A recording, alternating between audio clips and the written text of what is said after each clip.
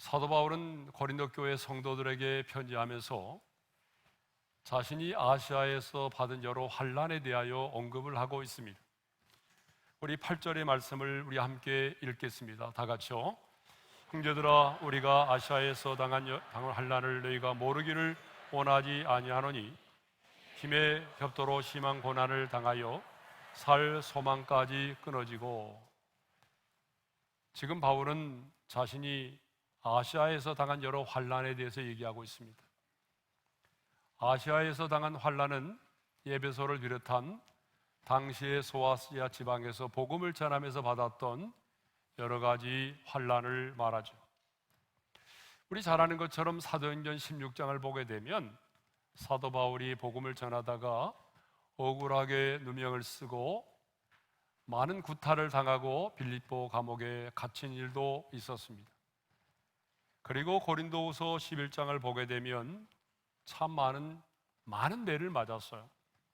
유대인들에게서 40에 하나 감한 매를 5번이나 맞았고요, 3번을 태장으로 맞았습니다.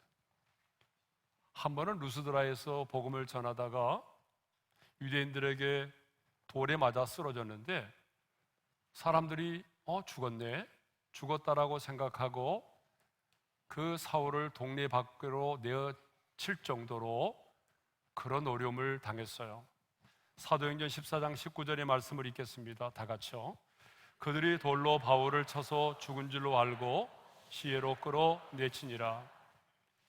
심지어 어떤 사람들은요, 내가 바울을 죽이기 전까지는 먹지도 않고 마시지도 않겠다라고 동맹을 맺었어요. 근데 무려 그 사람이 몇 명인지 아세요? 40여 명이나 됐어요. 여러분, 직장에서 여러분 한 사람만 미워하는 사람이 있어도 직장생활 힘들거든요.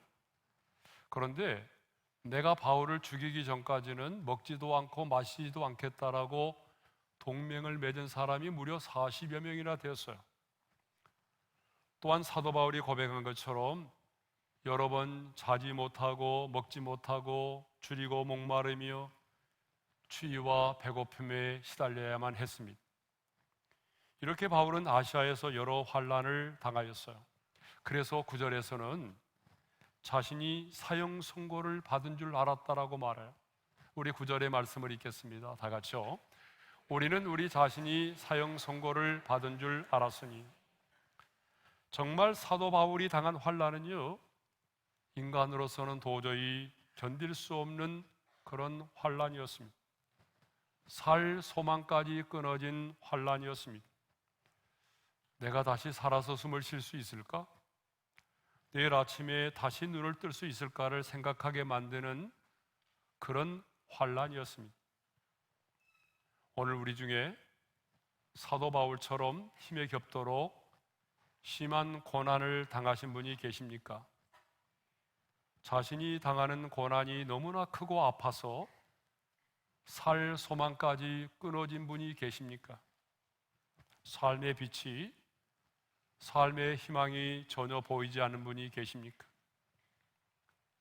아니, 이제 내 인생은 끝났어, 내 인생은 여기까지인 것 같아 라고 생각하면서 이미 스스로 마음의 사형 선고를 내리신 분이 계십니까? 그런데 사도 바울은 오늘 본문 9절에서 왜 하나님께서 내 인생 가운데 이런 환난을 경험하게 하셨는지 그 이유와 목적에 대하여 말씀하고 있습니다.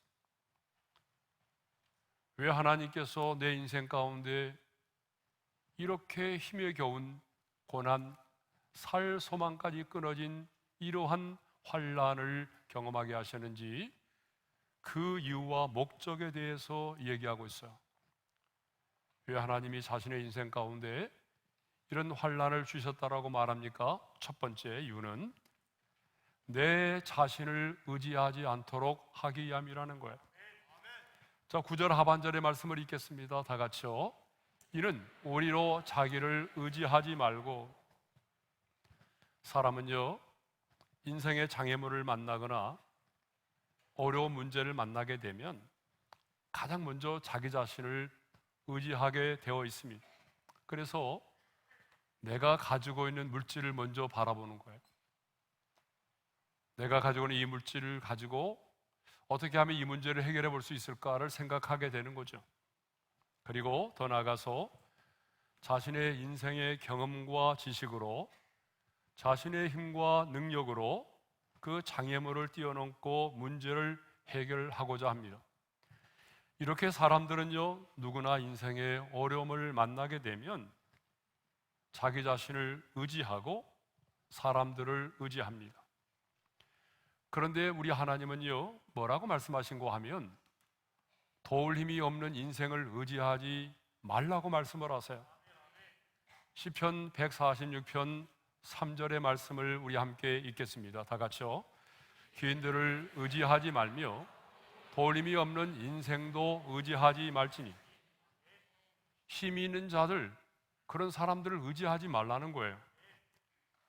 왜 도울 힘이 없는 인생을 의지하지 말라고 말씀하십니까? 시편 146편 4절에 보게 되면 이렇게 말씀하고 있어요. 다 같이요. 그의 호흡이 끊어지면 흙으로 돌아가서 그날에 그의 생각이 소멸하리로다.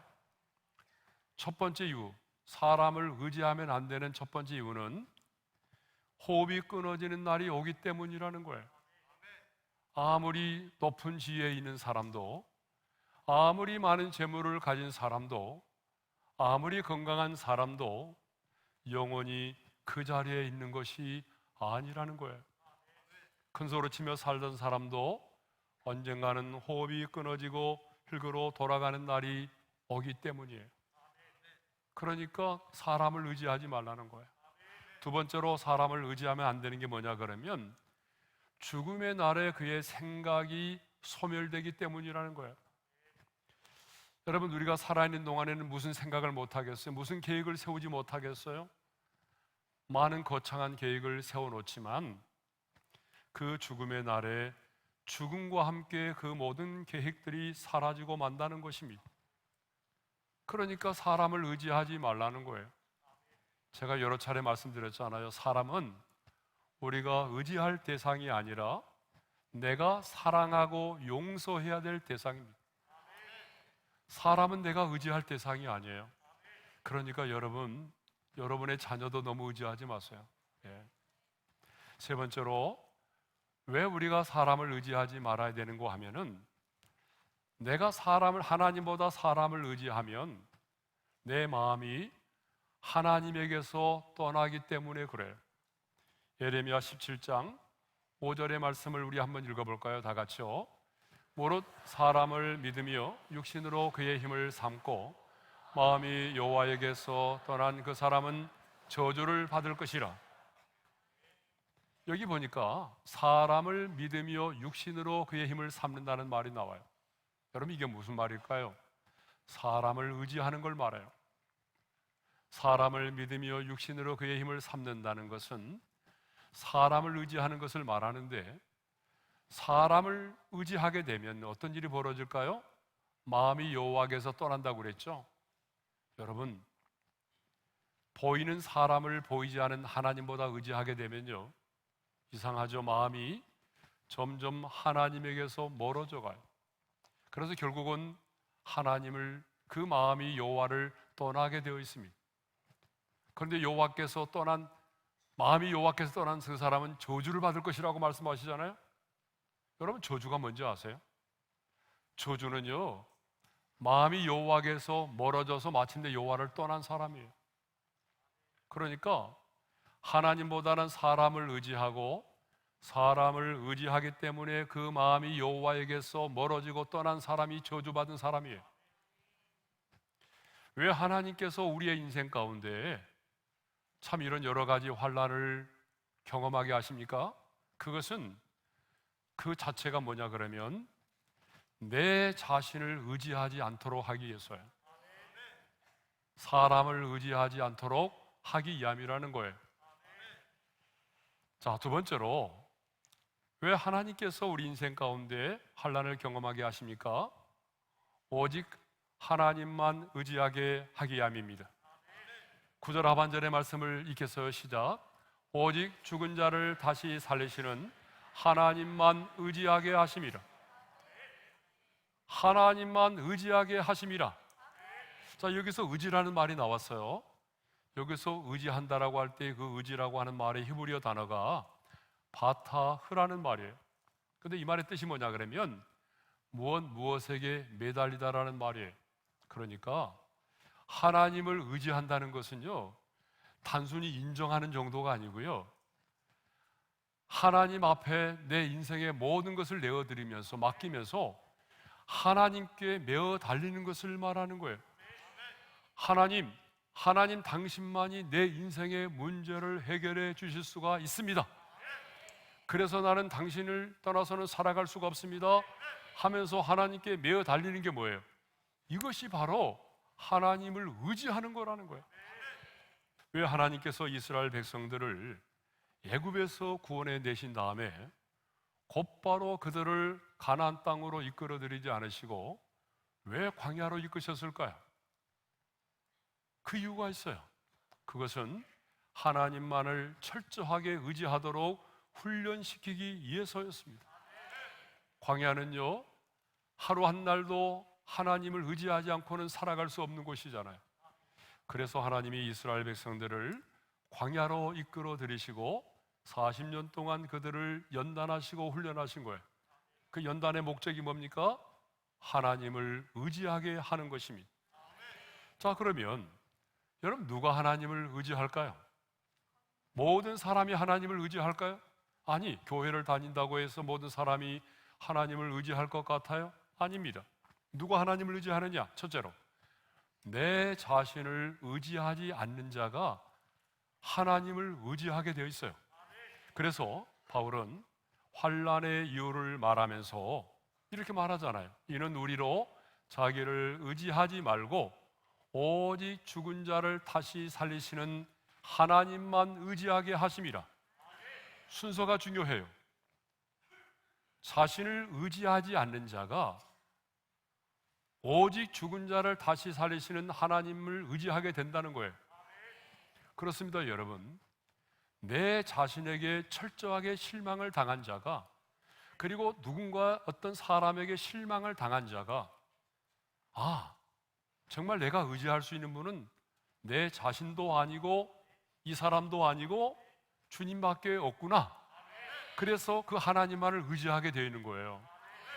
그러니까 여러분, 우리가 정말 하나님을 의지하려면요, 철저하게 내 자신에게 실망을 해야 돼요. 여러분, 인생을 살아오면서 여러분 자신에게 실망을 해본 적이 있어요, 없어요?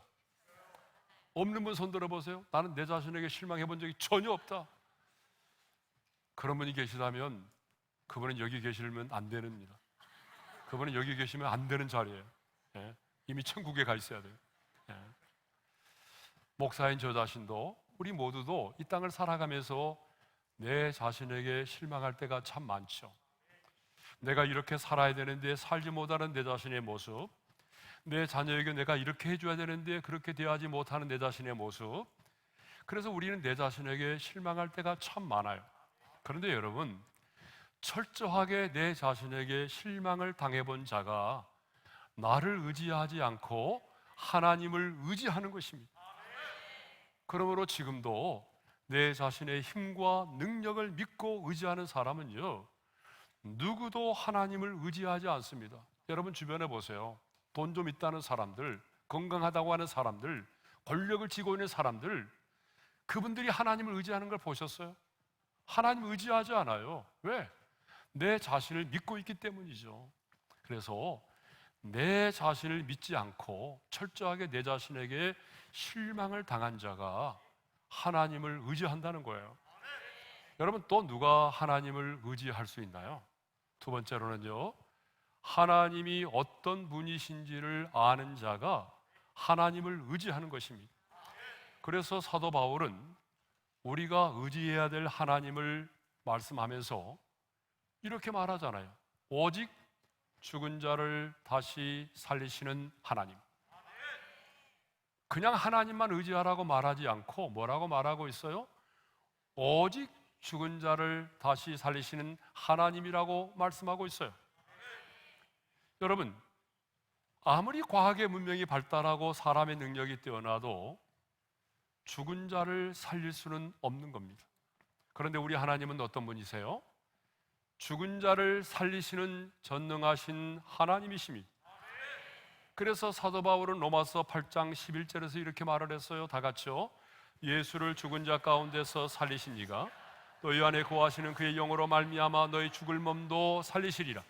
마지막 날에 성령께서 우리의 죽을 몸도 살리신다라고 말씀하고 있어요. 그러면 왜 사도 바울은 하나님을 의지하라고 말하면서 그 하나님을 오직 죽은 자를 살리시는 하나님이라고 그렇게 언급하고 있을까요? 그것은 죽은 자를 살리시는 하나님이시라면 우리 인간의 어떤 문제라도 해결해 주실 수 있는 분이시기 때문입니다.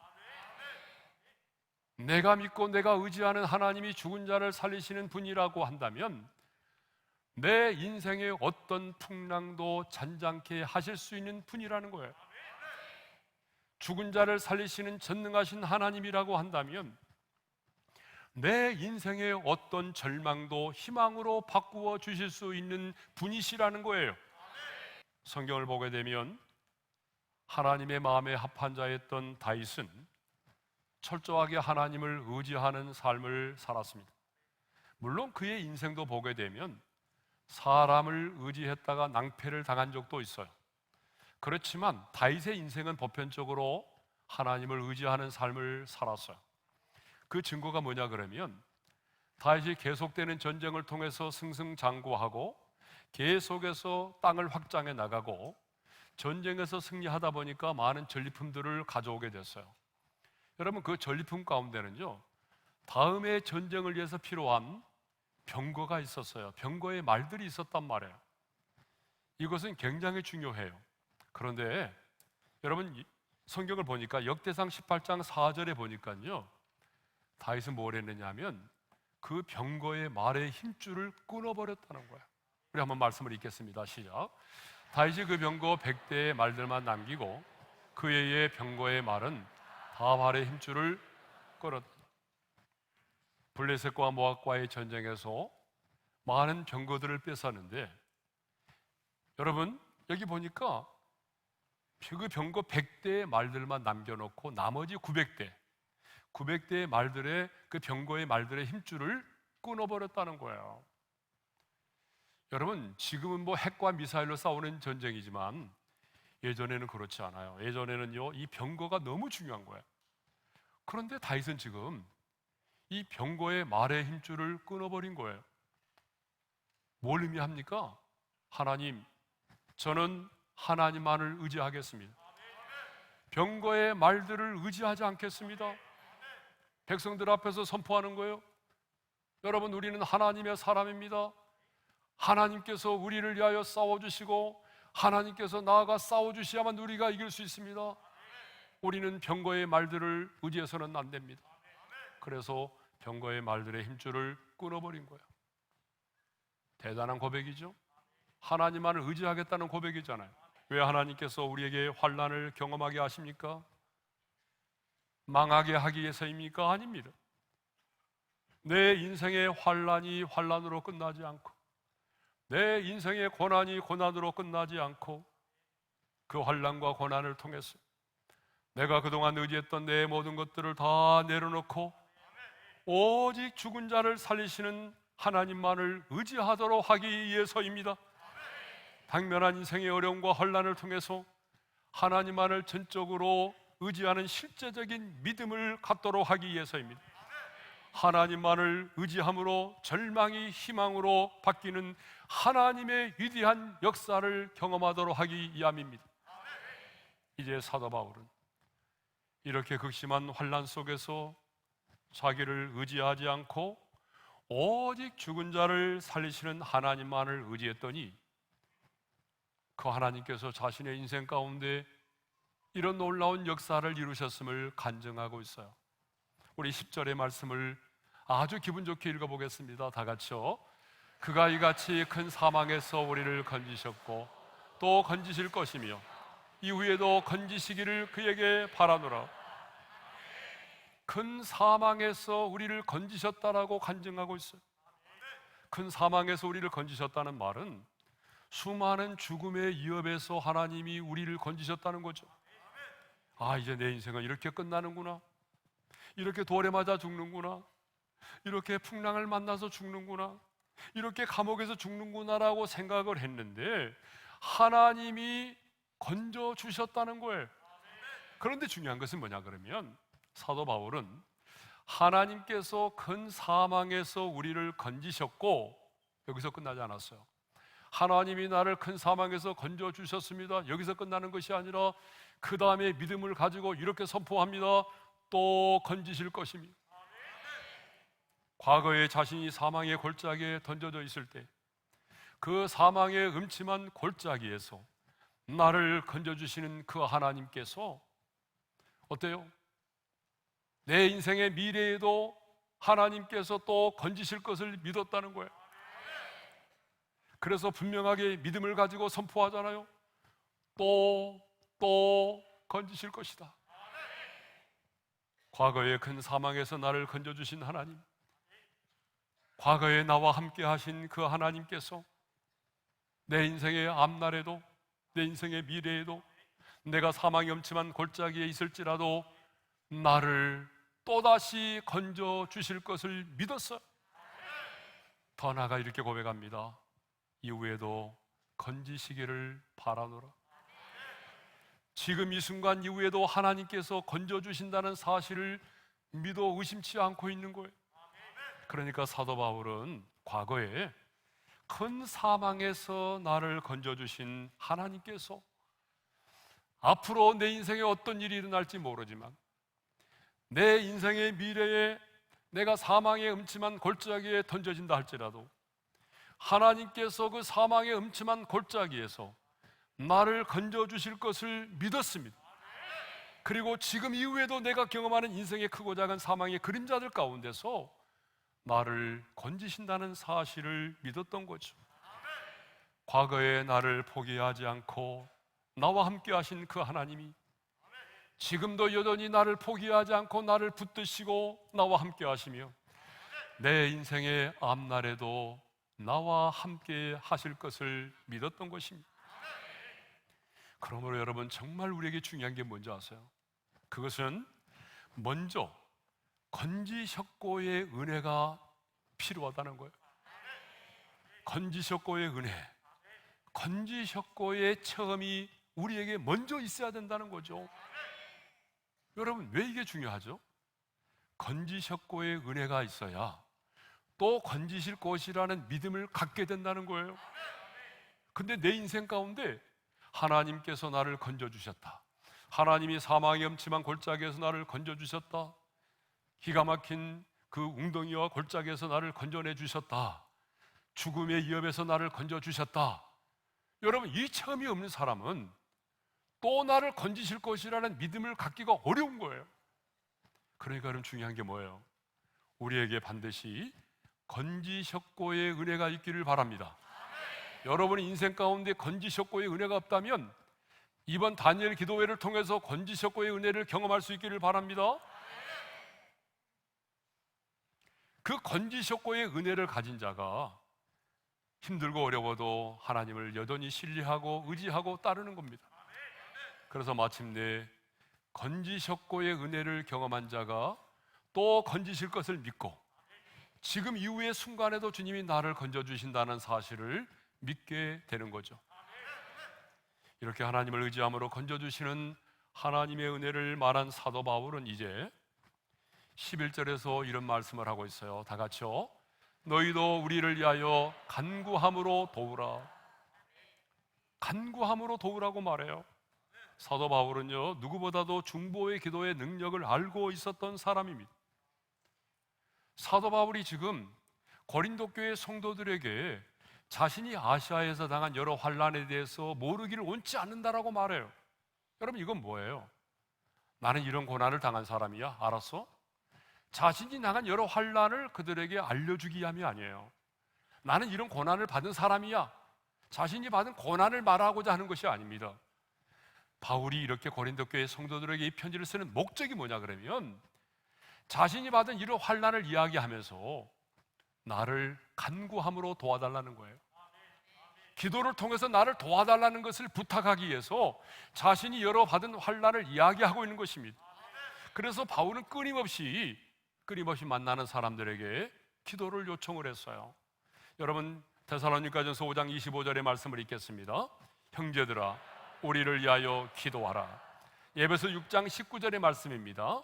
또 나를 위하여 구할 것은 내게 말씀을 주사 나로 입을 열어 복음의 비밀을 담대히 알리게 하옵소서 할 것이니, 오늘 본문에서도 말하잖아요. 너희도 우리를 위하여 간구함으로 도우라. 여러분, 이것을 보게 되면 기도는 가장 큰 도움이라는 사실을 알 수가 있습니다. 여러분, 기도만큼 큰 도움이 없습니다. 기도만큼 확실한 도움이 없습니다. 그래서 우리 예수님도 이 땅에 계시는 동안에 제자들의 믿음이 떨어지지 않기를 위하여 기도하셨잖아요. 누가복음 22장 32절입니다. 내가 너를 위하여 내 믿음이 떨어지지 않기를 기도하였노니. 이 주님의 중보의 기도가 있었기 때문에 주님을 배반한 제자들이 다시 회복이 돼서 사도의 직분을 감당할 수 있었던 것입니다. 부활 승천하신 우리 주님은 지금도 하나님 보좌 우편에서 우리를 위하여 중보하며 기도하고 계십니다. 여러분, 다시 말씀드립니다. 중보의 기도만큼 가장 크고 가장 확실한 도움은 없습니다. 여러분의 자녀들에게 물질의 유산을 남겨주기보다 기도로 여러분의 자녀를 도와주시기를 바랍니다. 저의 부모는 저를 기도로 도와주셨어요. 우리 아버지는 하루에 3시간씩 저를 위해서 기도해 주셨어요. 기도의 도움만큼 크고 확실한 것은 없습니다. 그러므로 여러분, 우리도 간구함으로 도와야 됩니다. 이 세상에 기도의 도움이 필요하지 않은 사람은 아무도 없습니다. 오늘 너무나 많은 영혼들이 여러분의 기도의 도움을 요청하고 있습니다. 저 북한의 지하교회 성도들이 여러분의 기도의 도움을 요청하고 있습니다. 많은 병자들이 여러분의 기도의 도움을 요청하고 있습니다. 많은 선교사들이 여러분의 기도의 도움을 요청하고 있습니다. 여러분의 자녀의 영혼이, 여러분의 남편의 영혼이, 여러분의 부모의 영혼이 여러분의 기도의 도움을 요청하고 있습니다. 특별히 우리는 다니엘 기도회를 앞두고 있습니다. 여러분, 다니엘 기도회는 엄청난 영적인 전쟁입니다. 21일 동안 기도회를 인도할 저를 위해서 기도해 주십시오. 첫날의 메시지를 전할 저를 위해서 기도해 주십시오. 성령의 인도하심을 따라 말씀을 전하고 기도회를 인도할 수 있도록 기도해 주시기를 바랍니다. 두려워하거나 위축되지 않고 영적인 전쟁에서 우리 모두가 승리할 수 있도록 여러분 옆에 있는 분들을 위해서 간구하며 기도하시고, 특별히 여러분의 자녀를 위해서 간구함으로 도우시고, 여러분의 목회자들을 간구함으로 도울 수 있기를 주님의 이름으로 축원합니다.